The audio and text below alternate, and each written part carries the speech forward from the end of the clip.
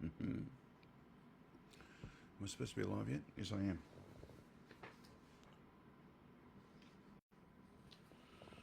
Whew.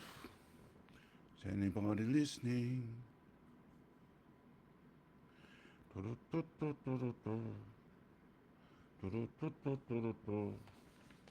my phone? Cass, can you hear me? Maddie, can you hear me?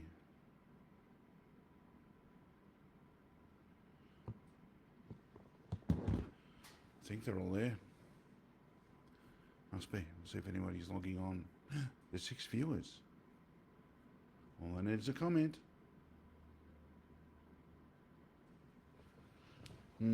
So, got some interesting stuff to talk about today, which is not happy, and some other stuff that's just operational that's not happy either. But anyway, waiting for somebody to tell me I'm live. Please, someone tell me I'm live. Then I'll start.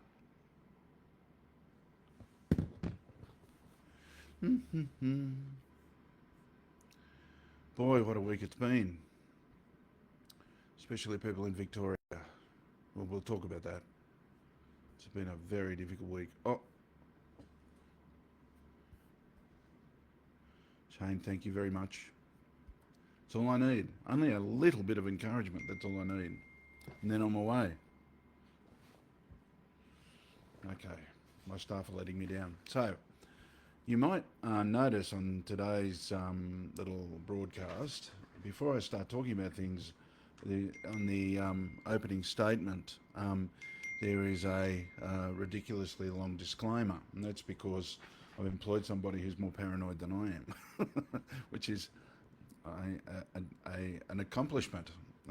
And so you will notice on there that I stated that this video contains a discussion on sensitive issues relevant to the early childhood education sector, including blah blah blah blah. But anyway, it's at the end of the day, it's on there for you to read.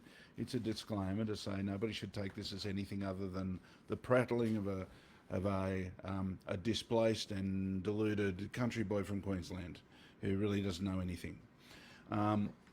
But we have to talk about some serious issues now.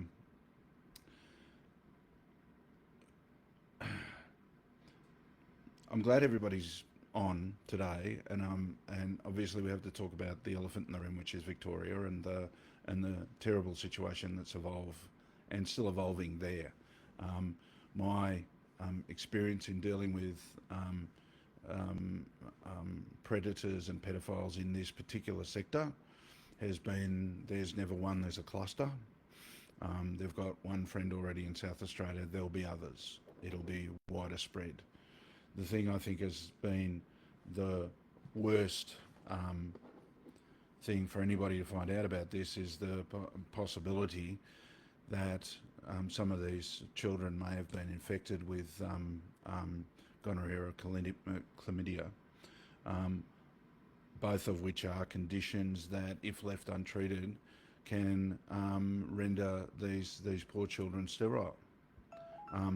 It is the most horrendous thing that anybody could do, and I don't know how we move forward from this, how we address it. I was listening to the news this morning, and they were talking about, there was a commentator from a parent group who was saying, oh, we should put in cameras because that'll as another as a deterrent. I would have thought life imprisonment in a protection jail would have been enough of a deterrent, but clearly not. Cameras, yes, we can put in cameras. A lot of services have cameras already. It's not going to stop things happening. It's going to make it easier to see when they have, but it's not going to stop stuff happening. And that's why we've got to move forward with a lot of major changes. I was listening to the Federal Minister this morning, and he was talking about tabling new legislation in the beginning of the next Parliament, which will be in a month's time, and looking at measures like removing funding, CCS funding effectively, from services that have breaches that are jeopardising the safety of children, which is it's a big call, but yes, We need that. This is in keeping with one of the things that we've discussed in these group chats before, where a lot of service providers have said, how come these organisations that have such chronic failings in what they're doing, how can they open new services? How can they keep extending what they're doing? And it's a fair comment. I'm very concerned as a sideline that when these issues come up, problems with organisations, it seems to be always the private sector that's targeted, and it does happen in community sector just as much as in private. There's no difference, but some people like to think that there is.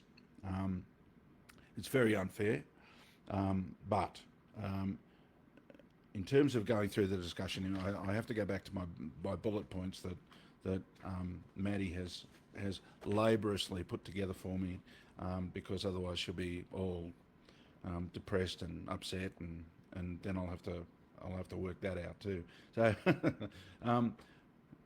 best practice versus regulations, and this is something that Cassie and I talked about this morning, was best practice is we've got to start being proactive about this stuff. We can't just sit there. It's like all the nonsense at the moment about, soon it's going to be embedded in law that you can't have mobile devices in a room. Staff can't have them. I know services that have had that in place for years. I mean, these are the things we have to do. We have to stop waiting for the regulations to tell us what to do. We need to be proactive and do the things that we think need to be done that are in keeping with the essence of the regulations, but are superseding or exceeding what we're supposed to be doing. That's what an exceeding service is. We're going beyond what the regulations require, and I think that's important. Baseline approach to tolerance of these situations need to be consistent, but service also need to understand their capacity to review and tailor policies and procedures without going against regulations to create best practice. We have to move in that direction. I'm so tired at the same time. I'm so tired of there is constant negatives about everything that we do, and we do so much that is positive. We have so many educators who are really stellar people, and that gets overshadowed by this mist of something, one person or a group of people that impact a service, several services, 70 children. There's over 1 million children go to early childhood education. There's over 18,000 services that are open every day. We have over 280,000 employees working in the sector, right? Everybody is not a pedophile. Stop, Every service is not a failure. It's not a place waiting for something to go wrong. It's not. But it keeps being emphasised, this drama, It's just it's soul-destroying. And I know it's soul-destroying for a lot of service providers. Just today I've had service providers call me, 2 of them, and say, David, who do I call? I've had enough. I can't do this anymore. I just want out. How do I go to an agent and sell the business? And we get those all the time from time to time. But now there's a real, people are fed up. They're tired of fighting it. Abuse is abuse, all right? Women abuse as well as men. Now, I'm not trying to diminish what's happened in Victoria, but what we fight all the time on behalf of our members, we have a constant stream of unfair dismissals, which are usually based around an employee or an educator using inappropriate discipline on a child, from the extreme of dragging a child across a room by the arm to lighter touches of maybe inappropriately or smacking a child or aggressively moving them, or as we dealt with today, someone picking up a child, walking across the other side of the sandpit and pushing them down onto the ground by their shoulders, making them sit, right? And these things are done by female educators, right? Now, and I say again, so it's very, very clear, so I don't get attacked by everybody, I'm not saying that these things need to be treated the same. I'm saying that abuse is abuse. Some of it's physical, some of it's sexual, and all of it has to be treated the same way, right?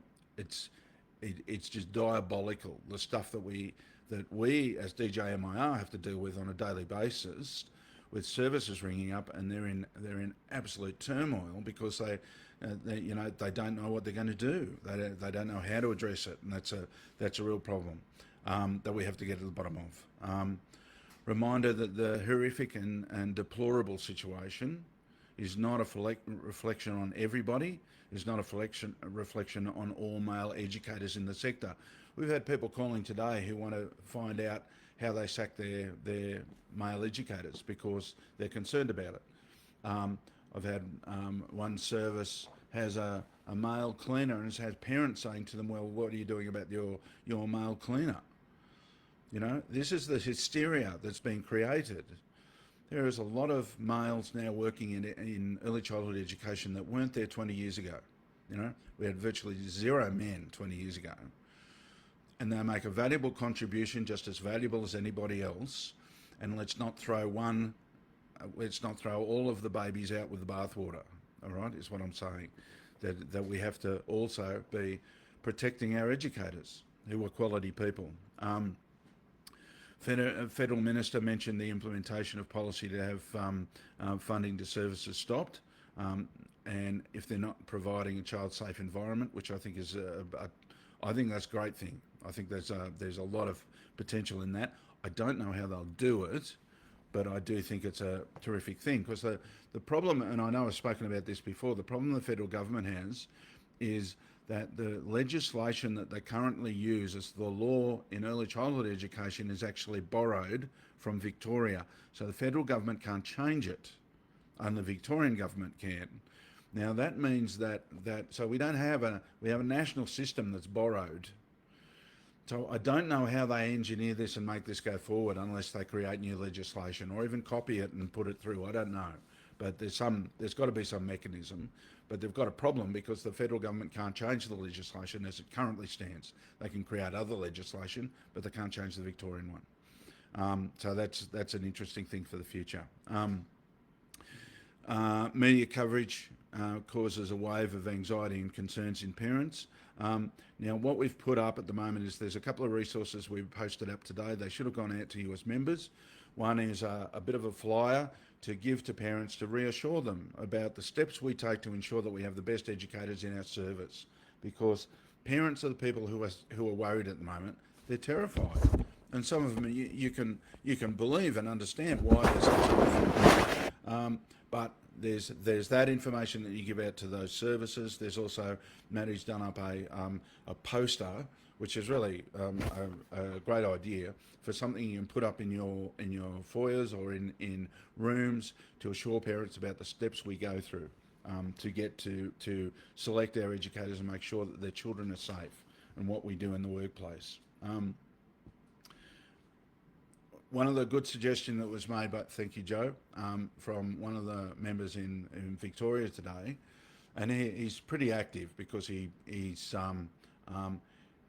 never says much, but when he does, he only says it because he's really, really angry, and he's really angry at the moment because of the drama he has to deal with educators. And one of the things he suggested is that, and I think it's a great idea, I say to all service providers now, you should be stipulating, even in your advertising, do not even apply for the job unless you have a reference from the approved provider or the nominated supervisor / person in management and control at the service that you work at.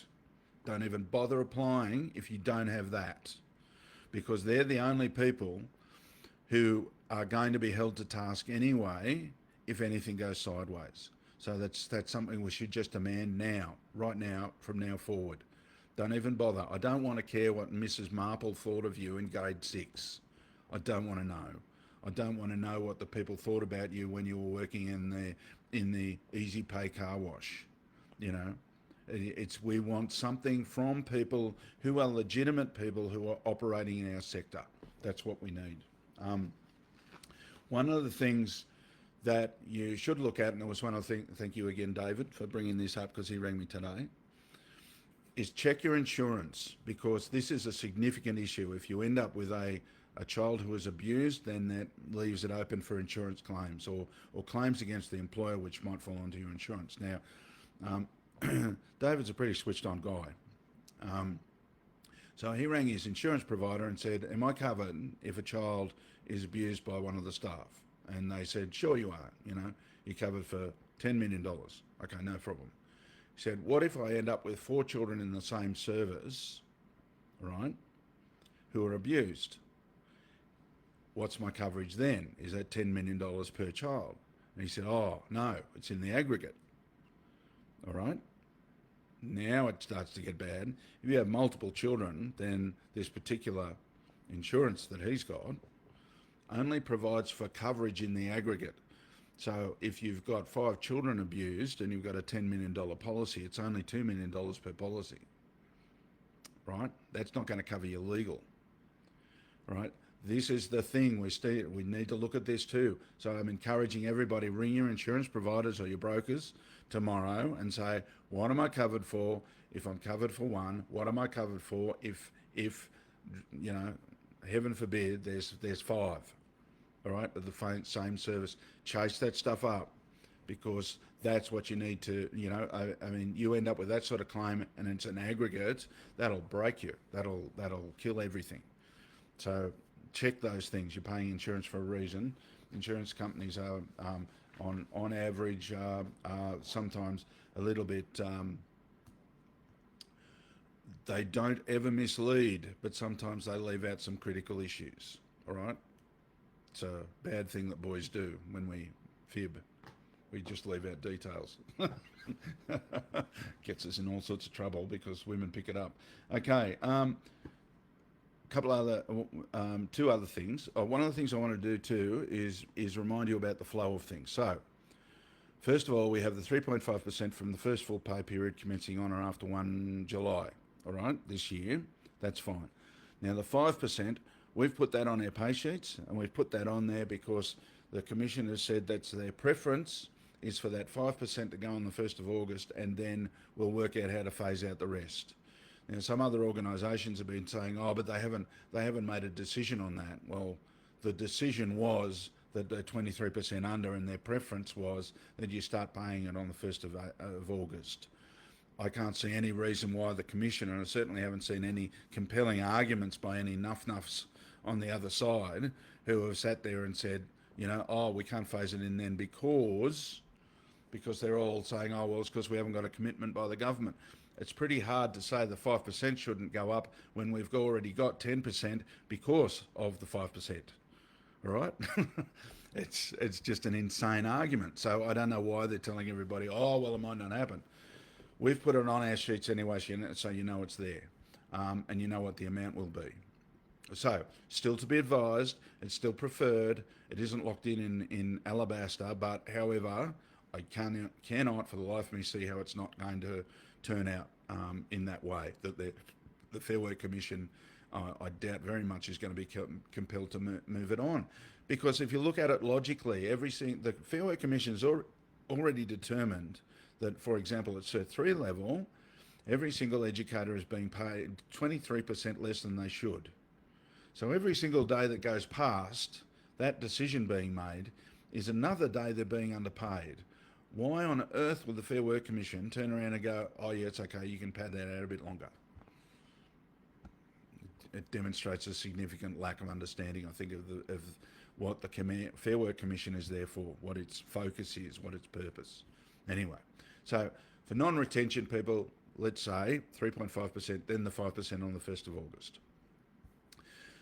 For retention people, 3.5, and then the 5% doesn't have to apply because you can absorb that, which means that you should only be 5% above the award rates on the award basis after the 1st of August. But then on the 2nd of December, right, retention people have to put their fees up and put their wages up another 5%.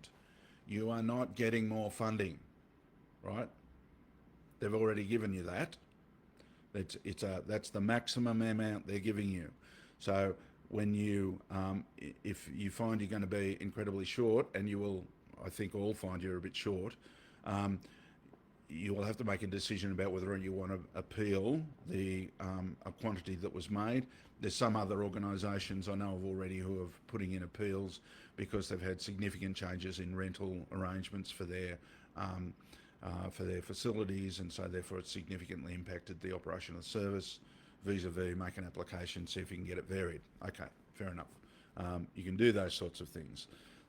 But for something simple, I think you'll be hard pressed. Remember that anybody on retention, no more than 4.4% increase in fees to parents from the 2nd of August 24 to the 1st of August 25.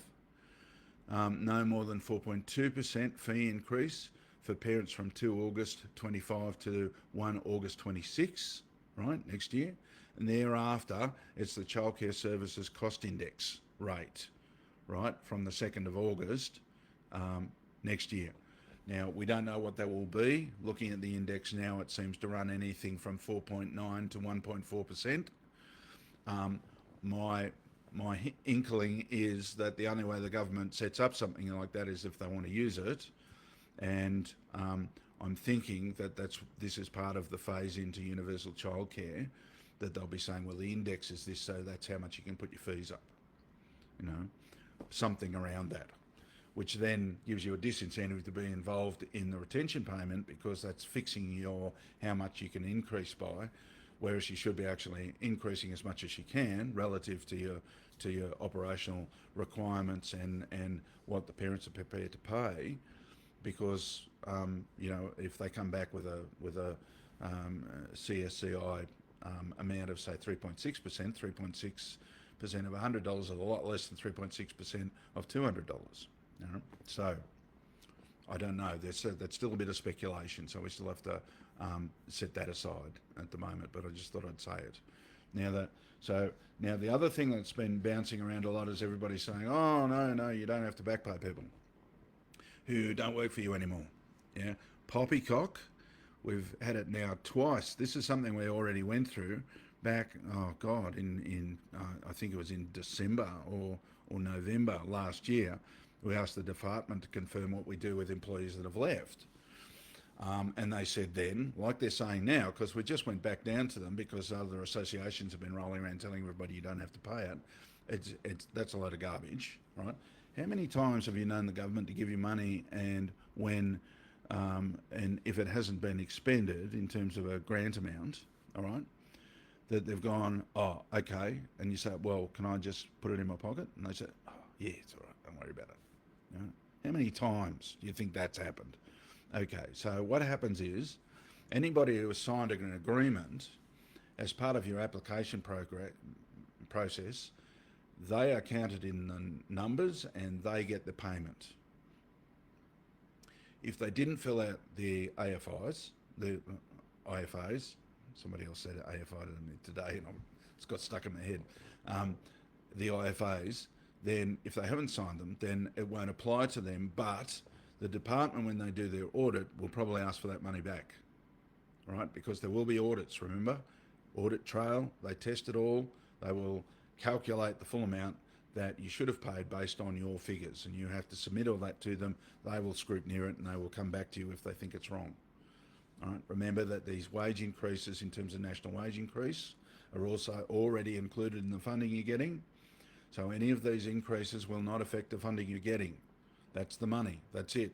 It's not going to change for 2 years. So even though your on-costs will go up, your wages will go up, the 10% amount that you're paying or the 5%, they will all go up. You will not get any more money for it. Okay? A lot of people haven't realised that. But if you find yourself in dire straits, there are two options. Either you can appeal to have the amount revised, or to be able to increase your fees above the 4.4 or the 4.2%, or you can opt out. Now, one service I know of so far has opted out after receiving the money and the back payment up to the 2nd of December, and they opted out so that now they're coming into 1 July, so now they can put their fees up. All right, bit of an unscrupulous way to do it. The intelligence I'm receiving so far is that there's a couple of larger organisations that are looking at pulling out too. They want to get out before it goes over to the childcare service cost index, all right, before it changes into that. So we'll see what happens with that. But as I've said before, with the current people who are on award rate, that are paying the award rate, the general feedback I'm getting from services at the moment, that if you're on the award rate, you go up to 3.5, and if you go up to 5 as well, if that happens, which is I think it's likely to, we have then got an increase of 8.5% plus on cost. The CCS has only gone up 2.4%. So on average, a lot of the services want to put their fees up. The non-retention people are putting their fees up anything from 8 to 11%. All right, across the board. So make of that what you will. I mean, that's just, I'm just telling you what they're doing. So that's about it I think I have for you today. We'll keep you posted in terms of developments with the government's regulations, like, you know, putting more cameras in rooms is not going to stop people committing crimes. It's going to make them do things more cleverly. But having surveillance cameras is very useful. It's terrific for circumstances. We've used them a lot lately when services have had a staff member who's been inappropriately disciplining a child in a service, and having that footage has been a great help. So that's a good thing to have. I'm concerned about having them plugged in so that some third party's watching them, because you don't know what's happening with that information once it goes offshore. So that's a problem. I think it tends to open things up, and as I said before, it's not a deterrent. People forget the cameras are there in 3 weeks. It's not a deterrent. All right, but we've got to be proactive, not reactive, and start educating working with our educators, better training for them, and watch what they're doing. You know, you need to empower your directors or your nominated supervisors, whatever you're using, to make them be vigilant. That's their job. You know, they are the people who are there to ensure that things are happening. Anyway, that's all I've got to say. It's a terribly distressing situation, and I think it's just awful for all the poor staff who have been in those services, who are now having to deal with the grief that the parents are feeling, and the fear that those parents are feeling because of the possibility of that their child has been damaged in some way or involved in this process. It's just awful, just awful. Yeah, anyway, we go from on there. Love yous all to death and beyond, and I'll see you again soon. Please keep the comments coming in. We need more information. We're going to be working now to make sure that all this information gets out. Make sure, please, that you, if you're members, make sure you receive the documents, because we sent them out to all members. If you didn't get them, then there's something wrong on our end in terms of the email we're sending to. So ring up in the morning so that we can fix that up, or ring admin, or email admin@DJMIR, and we'll sort it out. But you should get those resources. We need something to comfort parents, to say it's okay, we're here for you, we're transparent. Always ask a question, come in the door. Doesn't matter what you see or what you hear or what you know, just come in, and to make sure that they feel a sense of comfort, that we're looking after their children properly. And then the flyer notice too that you can put up on the wall, that is just, again, more reassurance for them. And please act on it. It's really important. Love yous all, and I'll see you on the other side. Okay, see you later. Bye.